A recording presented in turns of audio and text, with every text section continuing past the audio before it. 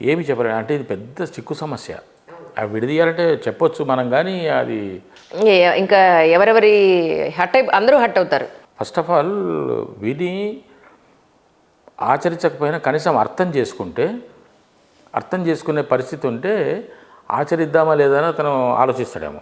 అసలు వినకరిపోతే, వినే ఓపిక లేకపోతే ఇప్పుడు ఎవరికి ఉన్నది మేడం? ఎవరికి లేదండి. ఓపిక అనేది ఏ స్థాయిలో లేదు మేడం. చిన్న స్థాయి లేదు, పెద్ద స్థాయి లేదు. ప్రతి వాళ్ళకి ఉరుకులు పరుగులు, ఆవేశము, అనవసరమైన కోపము, తొందరపాటు ఎక్కువైపోయినాయి. మాట్లాడకూడదు లేదు. ఎవరి పట్ల ఏమి ప్రేమాభిమానాలు లేవు. అసలు ఎటు పోతున్నాం అంటే నేను అవన్నీ చూస్తూ వచ్చాను కాబట్టి ఇప్పుడు వీటిని చూస్తూ అసలు ఏంది. అందుకే నేను ఇది అవునో కాదు కానీ నేను ఎవరిని కలవను మేడం. నాకు ఎవరు పరిచయస్తూ లేరు.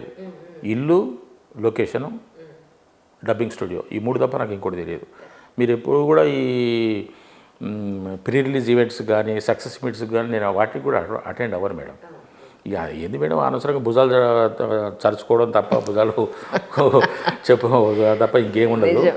దాంతోనే వచ్చే లాభం కూడా నాకేం అనిపించలేదు. ఉపయోగం లేని పని ఎందుకు చేయడం అని నాకు అనిపిస్తుంది. ఏ మనిషిని కదిలించినా కూడా నాకేమిటి, నా స్వార్థం ఏమిటి అని అనుకుంటున్నాడే తప్ప, మరి మురళీధర్ ఉన్నాడు కదా, వీడు నావాడు కదా, వాడికి మనం పని చేసి పెడదాము, లేకుంటే అతనికి ఈ విధమైనటువంటి మనం ఆత్మీయత కల్పిద్దాము, ఒక అనుబంధంతో మాట్లాడదామని లేవు.